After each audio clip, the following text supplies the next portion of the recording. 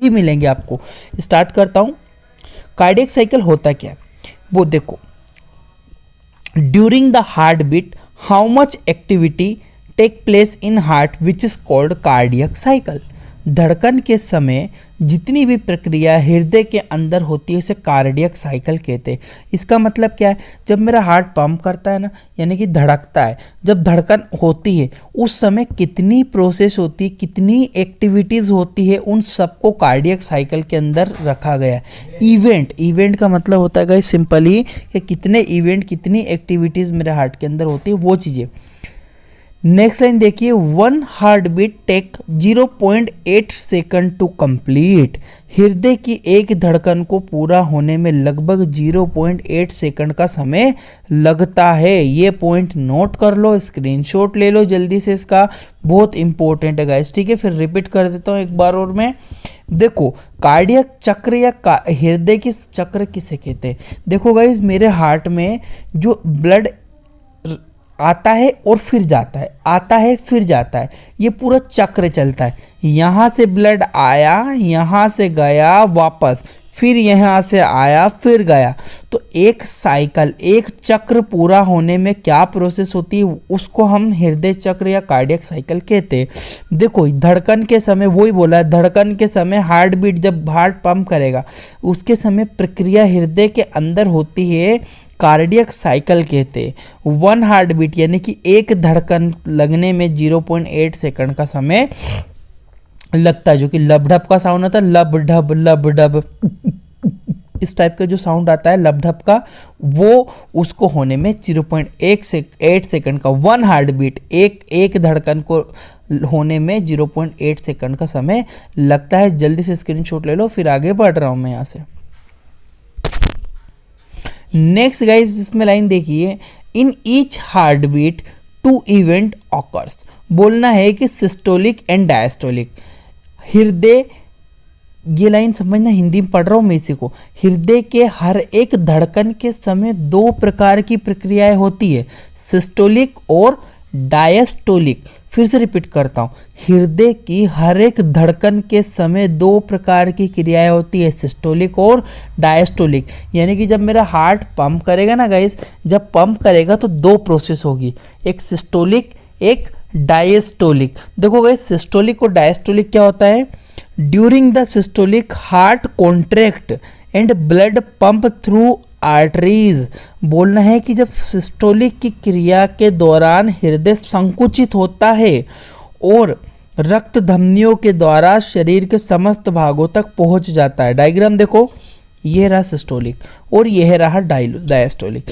Systolic में क्या होगा, मेरा हृदय पंप होगा, सुकड़ेगा, ऐसे सुकुड़ जाएगा वो। ठीक है, जब ये सुकड़ेगा माने कि ये पंप होगा, यानी कि कॉन्ट्रैक्ट होगा, आप जो इसको बोलो, तब क्या है, इसके अंदर भरा हुआ ब्लड बाहर निकलेगा। आप ऐसे भी समझ सकते हो, एक पानी की एक थैली है, थैली के अंदर पानी भरा, नीचे से जब थैली को पूरा दबा दोगे तो क्या होगा गाइस, जो पानी एकदम बाहर निकल जाएगा। वो ही प्रोसेस है, इसको इसे नीचे से दबाओगे तो हृदय में तो नलियाँ लगी है, इन नलियों में भर जाएगा। जैसे जैसे पंप करोगे ऐसे ऐसे आगे बढ़ेगा। आप समझ सकते हो, आई होप कि आपको चीज़ें समझ में आ रही होगी। तो इसे सिस्टोलिक बोलेंगे। जब अब जो डायस्टोलिक किसको बोलते हैं, सिंपल बात है, वही थैली वाला एग्जाम्पल दूंगा। एक पन्नी में पानी भरा, ऊपर से आपने पकड़ा, नीचे से दबाया, जैसे दबाया पानी बाहर निकल गया पूरा पन्नी से। फिर जब उसको छोड़ोगे तो फिर से पानी वो अपने नॉर्मल अवस्था में आ जाएगी पन्नी। उसको इसी टाइप से जब हार्ट को दबाओगे तब बाहर ब्लड निकलेगा, फिर उसको छोड़ोगे तो नॉर्मल हो जाएगा। तो जो डायस्टोलिक मतलब जो हार्ट अपना रिलैक्स यानी कि शिथिलन करता है उसे डायस्टोलिक, और सिस्टोलिक यानी कि कॉन्ट्रैक्शन। रिपीट कर देता हूँ गाइस, हृदय के एक धड़कन के समय 2 प्रकार की क्रियाएं होती है, सिस्टोलिक की क्रिया और डायस्टोलिक की क्रिया। अब सिस्टोलिक की क्रिया के दौरान हृदय संकुचित होता है, यानी कि during the systolic heart contract and blood pump, और रक्त धमनियों के द्वारा शरीर में भेज दिया जाता है। अब बोल रहे हैं ड्यूरिंग द डायस्टोलिक, यानी कि हार्ट रिलैक्स होता है और ब्लड फिल इन हार्ट। अब क्या होता है गाइस, नेक्स्ट डायस्टोलिक में क्या हुआ, मेरे हृदय ने फिर से नॉर्मल अवस्था में आ गया। जब नॉर्मल अवस्था में आया तो क्या हुआ, जब नॉर्मल अवस्था में आया तो मेरा हार्ट वापस पंप ब्लड से भर गया इसमें, फिर पंप करेगा, फिर छोड़ देगा, फिर ब्लड भर जाएगा। तो याद रखना गाइस, ये दोनों प्रोसेस इंपॉर्टेंट हैं, सिस्टोलिक और डायस्टोलिक। जल्दी से इसका स्क्रीनशॉट ले लीजिए, फिर मैं यहाँ से आगे बढ़ता हूँ। अब देखो, स्टेप ऑफ कार्डियक साइकिल, यानी कि हृदय के चक्र पूरा होने में 3 प्रोसेस होती है, एट्रियम सिस्टोलिक, वेंट्रिकल सिस्टोलिक और कंप्लीट कार्डियक डायस्टोलिक। ये तीनों स्टेप पढ़ लो। एट्रियम सिस्टोलिक का मतलब होता है, एट्रियम हम लोग जानते हैं हृदय के ऊपरी भाग होते हैं। सिस्टोलिक का मतलब होता है दबना, कॉन्ट्रैक्ट होना, तो ऊपर का हार्ट पंप होगा, सिकुड़ेगा ऊपर वाला हार्ट। वेंट्रिकल मतलब नीचे वाला हार्ट सिकुड़ेगा, पहले ऊपर वाला हाथ फिर नीचे वाला हार्ट। उसके बाद कंप्लीट कार्डियक डायस्टोलिक मतलब उसके बाद क्या होगा, मेरा हृदय पूरा वापस नॉर्मल अवस्था में वापस आ जाएगा। गाइज ये तीनों स्टेप हम लोग को 1 बाय 1 करके पढ़ना है। स्टार्ट कर दे पहली atrium systolic. Atrium systolic, atrium systolic take 0.1 second to complete. बोलना है कि जो एट्रियम सिस्टोलिक को पूरा होने में लगभग 0.1 सेकंड का समय लगता है। पहले क्या बोला मैंने, पूरी प्रोसेस को होने में कितना समय लग रहा है, 0.8 सेकंड, यानी कि एक चक्र पूरा होने में 0.8 सेकंड। परंतु मैंने एट्रियम सिस्टोलिक में 0.1 सेकंड का समय लगता है। ये स्टेप का ये सबसे इंपॉर्टेंट पॉइंट है गाइस, इसको नोट डाउन कर लीजिए आप।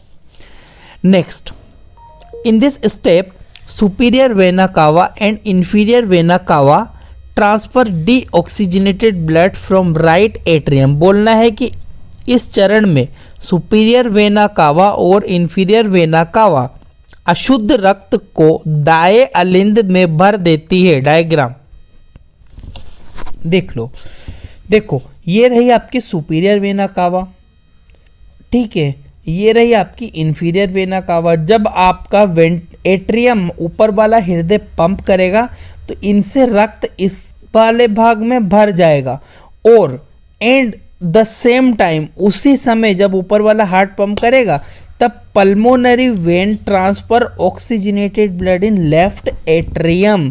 बोलना है इसी समय पल्मोनरी वेन के द्वारा शुद्ध रक्त को बाया अलिंद में भर देते। अब देखो डायग्राम, ऊपर वाला भाग पूरा पंप होगा, ऐसा तो नहीं कि इधर का पंप हो गया इधर का नहीं हुआ। तो पूरा हार्ट जब सिकुड़ेगा, जब फिर ये नॉर्मल अवस्था में आएगा तब इधर से ब्लड आएगा, इसमें भर गया, और इधर से ये पल्मोनरी वेन आती है, ये पल्मोनरी वेन से इधर भी ब्लड भर जाता है, ठीक है, सेम टाइम। देखो फिर से रिपीट करता हूँ मैं, एट्रियम सिस्टेमिक में मैंने बोला है, सिस्टोलिक में मैंने बोला है, ये एट्रियम सिस्टोलिक है, सिस्टेमिक नहीं है गाइस, ठीक है।